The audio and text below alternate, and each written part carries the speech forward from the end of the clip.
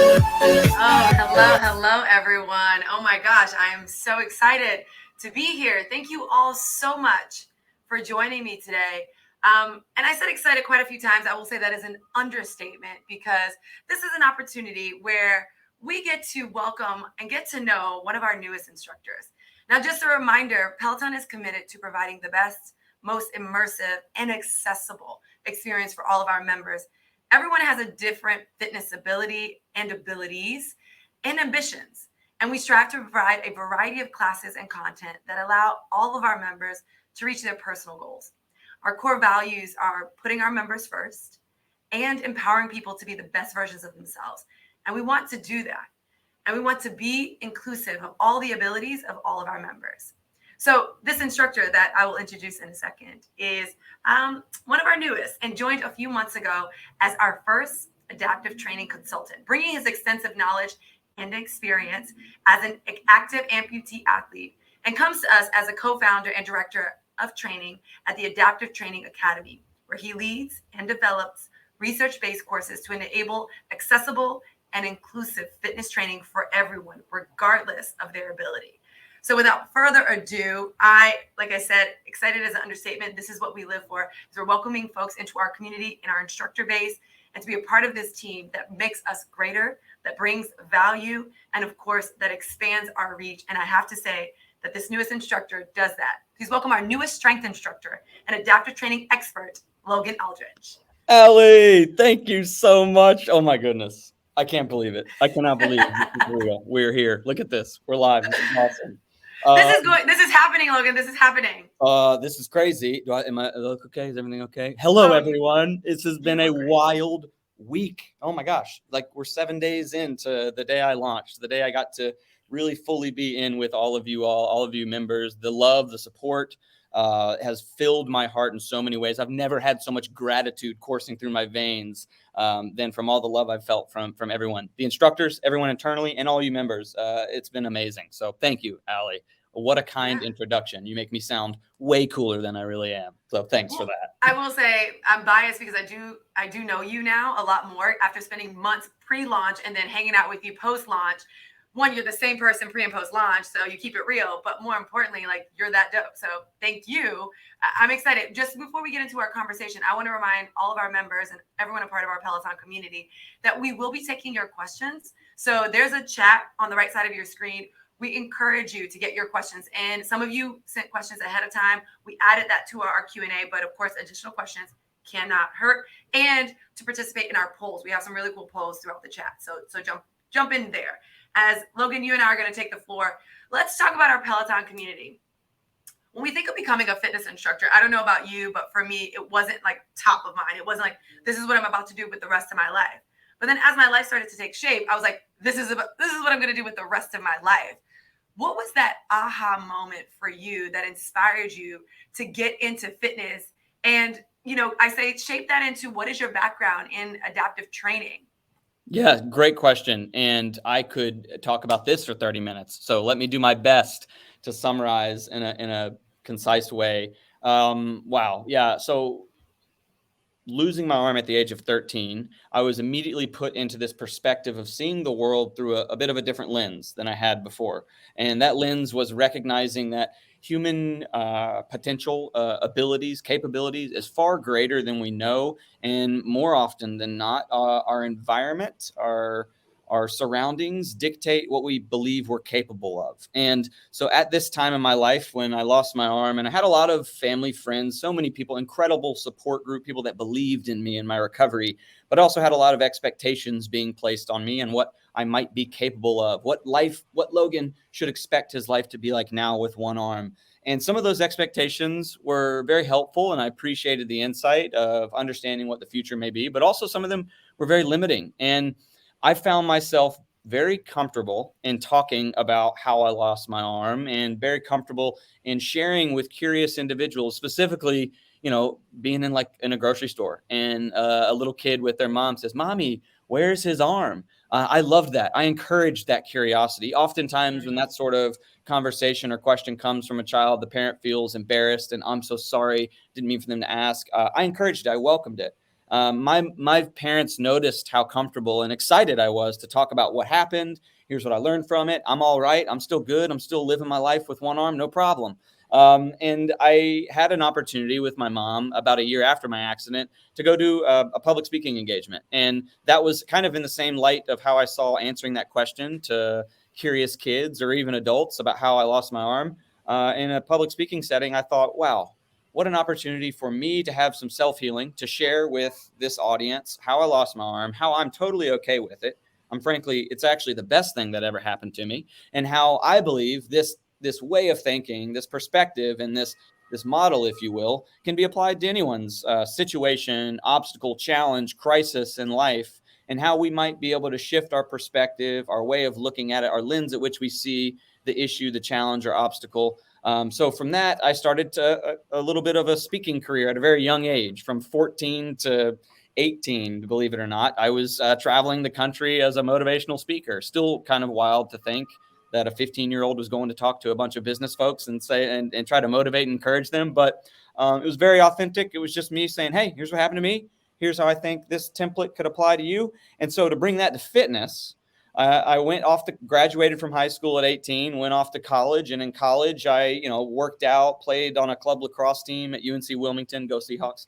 And I had some friends I worked out with often.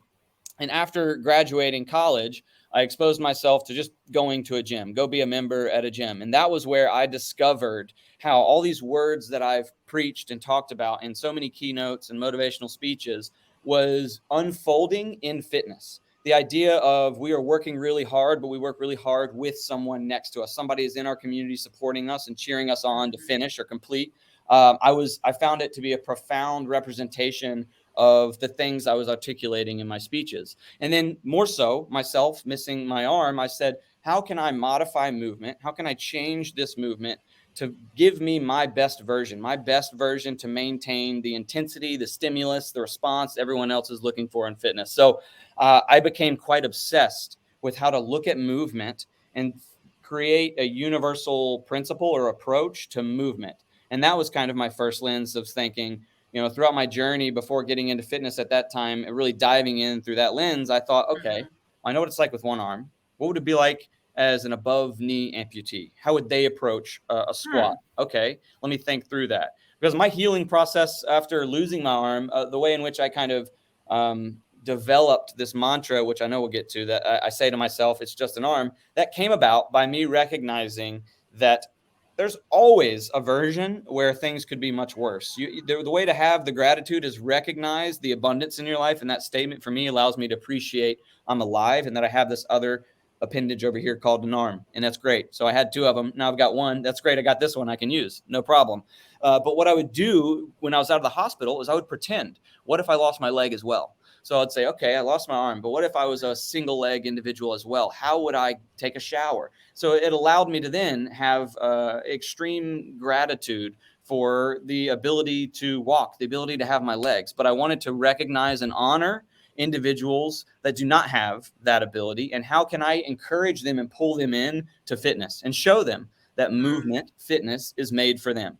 Same for someone in a wheelchair. It was the same approach. I was so fortunate to be in a grocery store. When I was leaving the grocery store, I saw a couple, both of which were wheelchair users. And I ran up to them and I said, hey, I might not be in a wheelchair, but I have this lens of which I'm looking at fitness. And I believe we can all work out together and get a really good workout together. And the psychological benefit of us doing this together, I think, is massive. I think it's more important than the workout itself, frankly.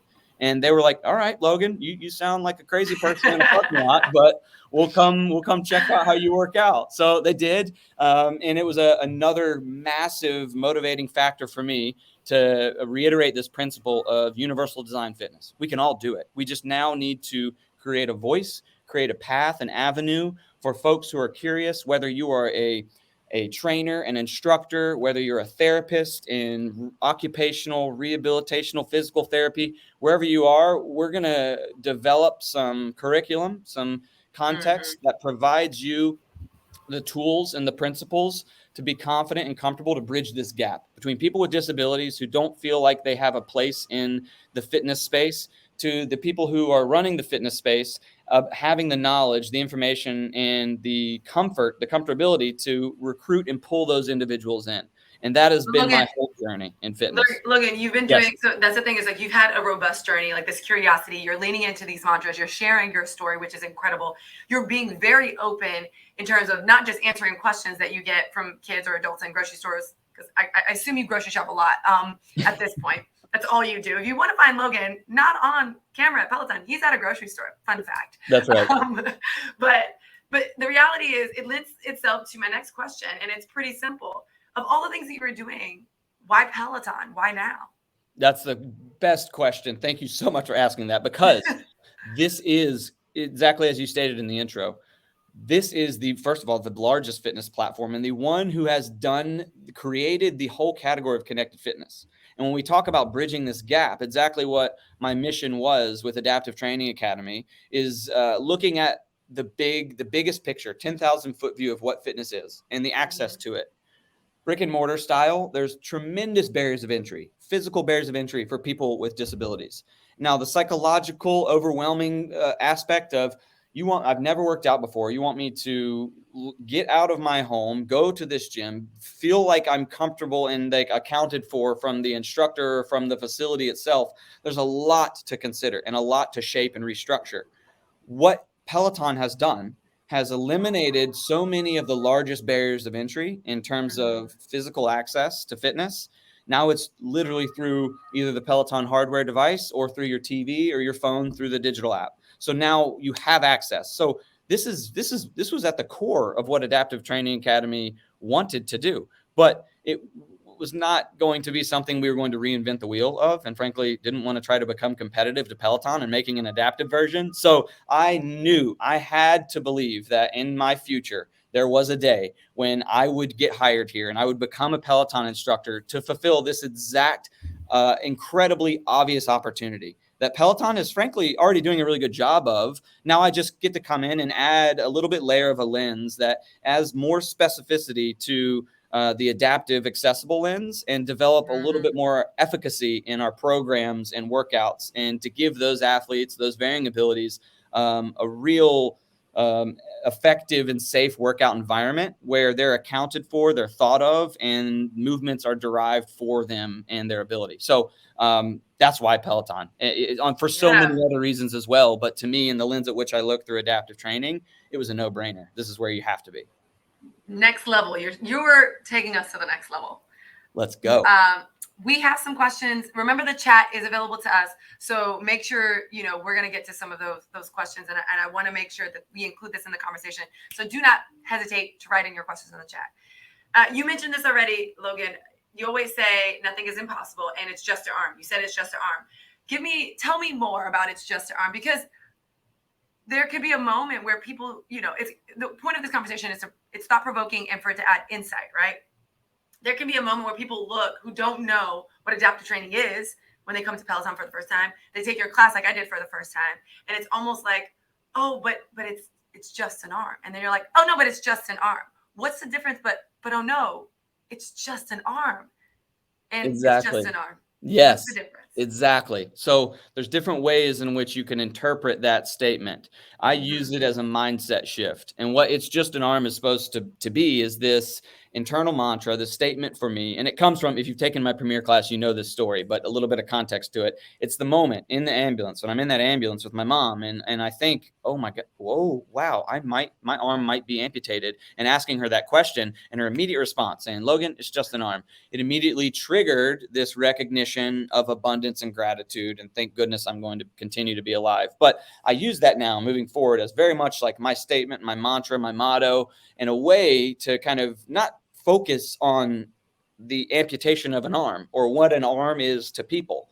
But for me, in my specific story, it represents the bigger message of when we focus on what we can't control or what is a challenge or the obstacle in front of us, we're forgetting the real opportunity and the capability that we have to overcome it, and how we are equipped and we are the best species on the planet to face adversity, to embody resilience. And so it's just an arm allows me to recognize that and remember that moment at 13 in the ambulance and how impactful it was.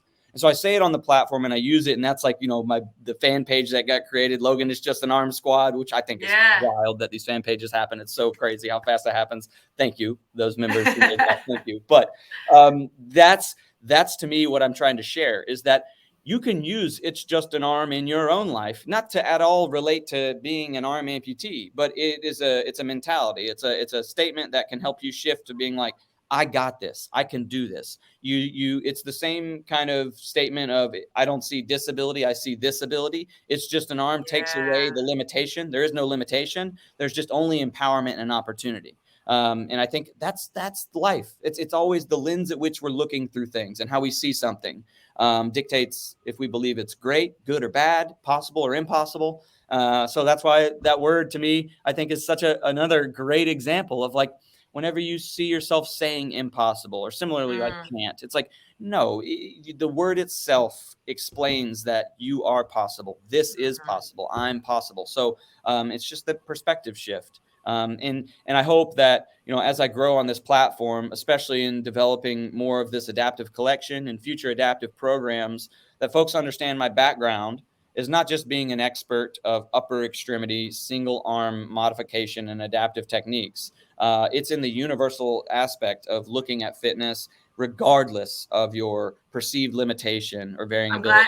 I'm glad you said that. Well, two things. One, shout out to the JAA squad. I just renamed it because it was like Just an Arm Squad. JAA squad, what's up? Let's go. That is what we call it on Instagram chat. So really? Great. I'm like, yeah. I'm in. Yes. And the second thing is, we just got another question from the live chat, or just got a question. And it said, are these workouts designed for everyone? Wine Runner 4, thank you for tapping into the chat and tuning in. It's just that you were just touching on that. I want you to go a touch further. If I'm coming to you, I know you're specializing in adaptive training, but can able bodies just join in? What do we think in terms of that? Yes, I'm so glad you bring this up. I was actually just having a conversation about this because I'm noticing, on my social, a lot of sharing of stories of people taking my classes, and I love it. It's awesome. But I want to differentiate. I want to explain and clarify here. Because yes, I am the adaptive training consultant. That's my my specialty here internally. But I also very much wear just the standard Peloton instructor, strength instructor hat, and to differentiate this from the adaptive population and this content and the able-bodied population, that's how I refer to it. All these workouts you see, when you see me instructing, I am offering able-bodied content as well. So when folks take those classes, that is designed for anybody's ability, but from the perspective of able-bodied. I'm always going to give modifications because I believe always providing those, as Peloton does a phenomenal job of for accessibility. That's kind of the Peloton way.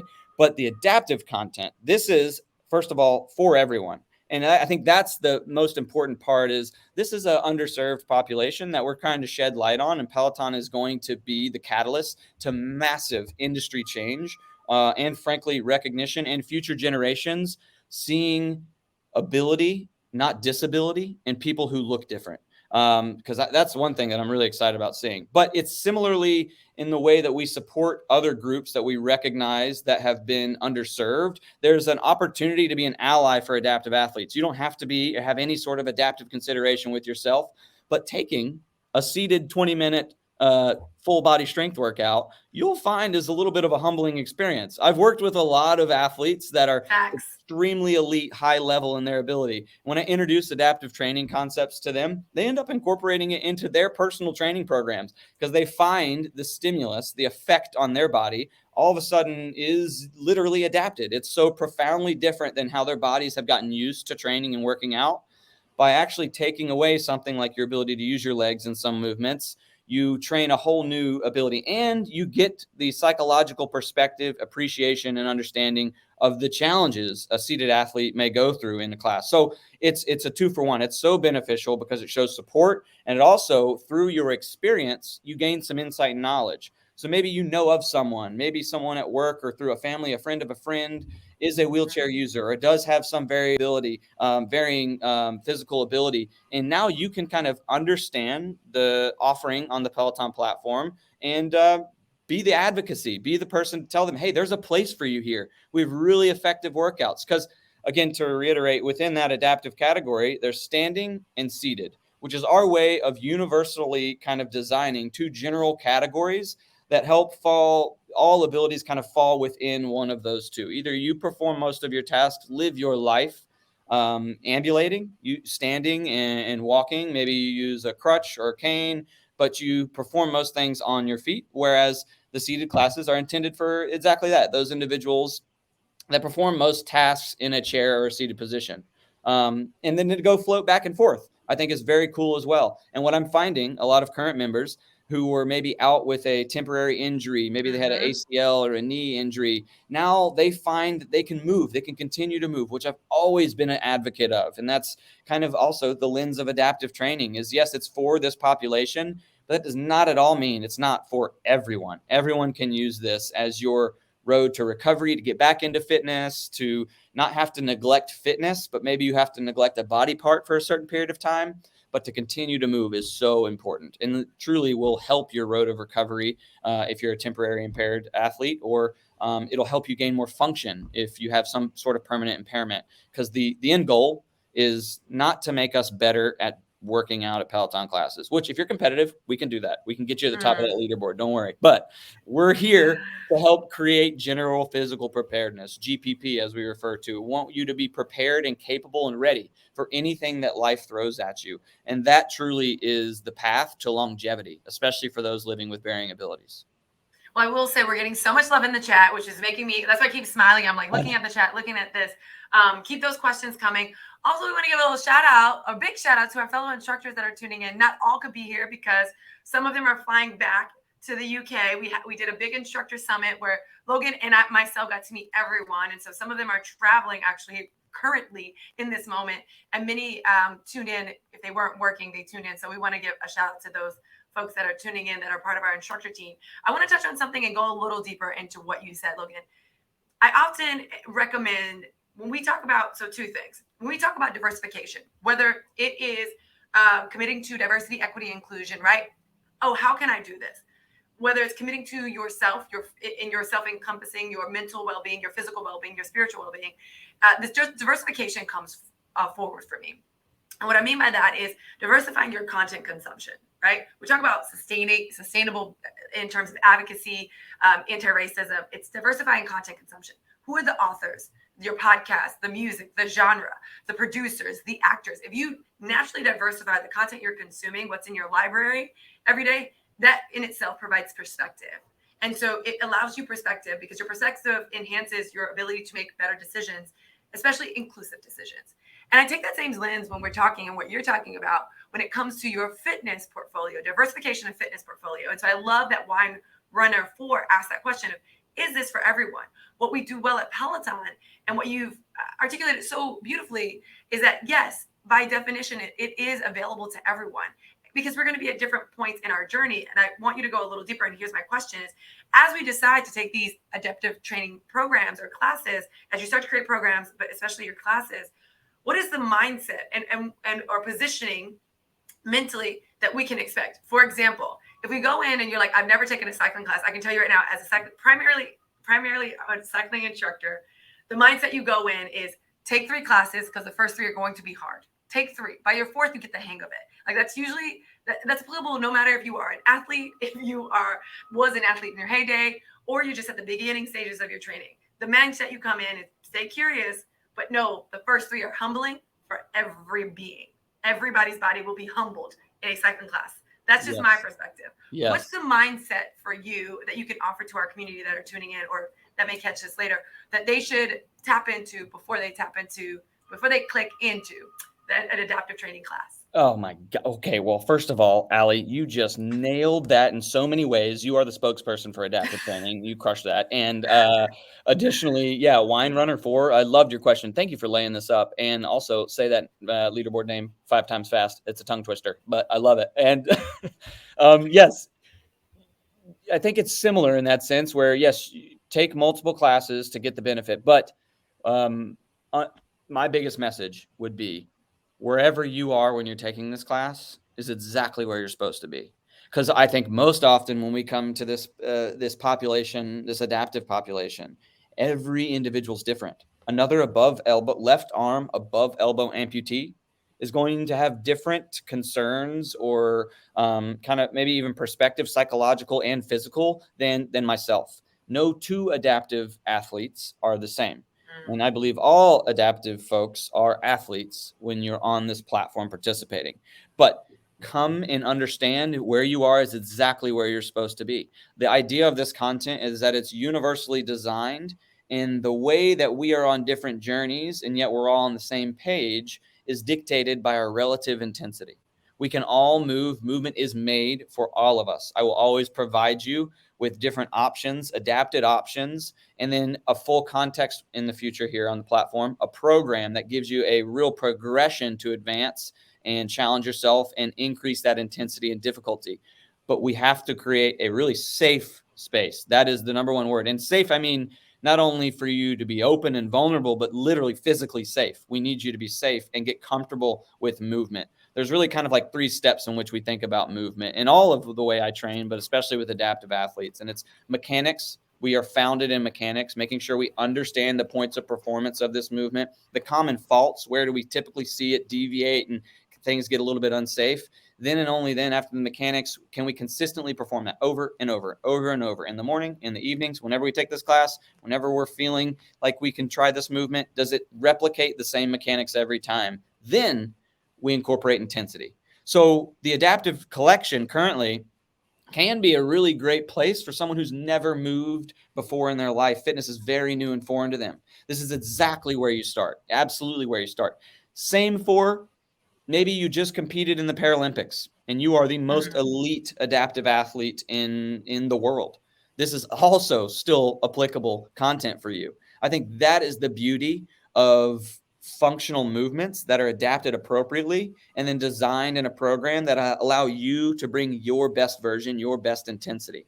And we're all doing it together. So that same person who's trying for the first time, or it's your 10,000th workout, you're getting the same response and psychological benefit of discovering you're a bit more capable than you thought you were. And if you're at that 10,000th workout, then you've got to push. You're pushing to a bit more of an intensity level than you ever have before. So that's, I think, the concept of adaptive training is never feel like you're not where you're supposed to be. Never feel like, well, I can't do that push up that way.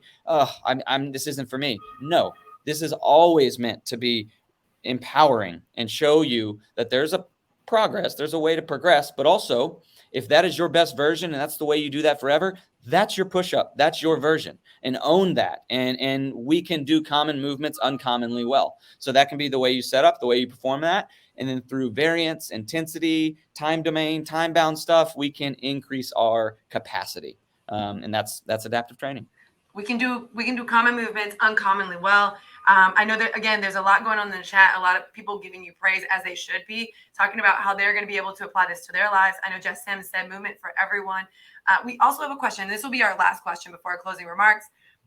Our last question comes from Marcelle Dinkins, one of our instructors on Tread. If you haven't taken her class, please do so. She said, "Hi, Logan. I love you." That's the end. No, I'm just kidding. She said, "Hi, Logan. I love you. I know you mentioned the colors you're wearing at the top of your classes. Can you explain, the reason behind that, the why behind this?"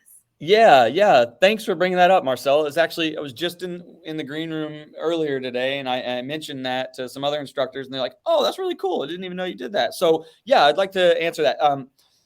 I intro the class and I explain the color of my outfit and explain the strength platform, the environment that I am.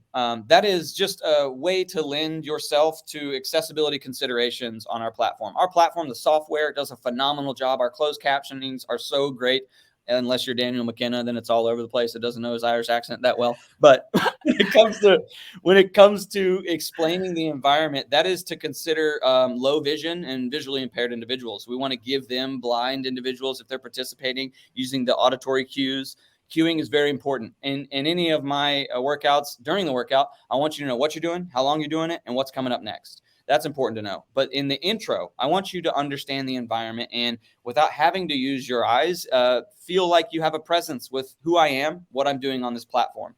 So it's just one lens of accessibility that goes a long way in a population, a subpopulation of the adaptive population that often gets neglected. So I want to honor all individuals, all varying abilities, all considerations. And that's one way in the 1 minute intro there to acknowledge and represent visual athletes. Well, I would say Christy Brown said, I noticed that right away and that she loves that you're creating and opening that space. Nikki Smith said this session, which I agree with Nikki, this session went by way too fast. Yeah. Because I know we're at time and I have to be respectful of everyone's time, especially yours, Logan. So I want to say to our community that tuned in, thank you so much. Logan and I agree on this. Make sure that you share this link with someone afterwards or share this information, pay it forward, continue to be the advocate for the community, especially for those of you that wrote some incredible praise for this man in the chat. If you can, just share the link. And again, I'm sure there's a way to do so, but more importantly, share the information so that all of our members know exactly what adaptive training is or know what it's about, and they can learn from Logan exactly what it is. And of course, shout out to all of our instructors that showed up or will catch this and plug it later. And above all, Logan Aldridge, welcome to our family. We are so fortunate and grateful that you are here. You add not only to our training program, obviously what you're bringing is next level, and that's what we talked about in the beginning, but your overall person and motivation is I'm truly in awe of it. This was one of my favorite conversations by far that I've had recently. So thank you so much for your time. Thank you for sharing. And I am fortunate enough that I get to see you in the dressing room and we get to work together. So I'm so lucky. I'm so lucky. Yes. Thank you, Allie. Yes, truly love you all so much. Thank you for this. This was not long enough. Maybe we'll have a part 2 coming up one day, but thank you. This is amazing. All right. Thanks, everyone. Have a good day. Thanks, Logan. Thank you all. Oh, this was great. This is how I do the love thing. I know it's it's my way of showing that the person completes me, whoever. Yeah. So if I do this and you do that, we complete, or wait. I would have to be right. Where's the middle of the screen? I don't know. Because you know what it is? We're backwards to everyone else. We're backwards. Oh, it'd be so hard. Yeah. To ourselves. That's the hardest thing about these. I do that in class. Yeah.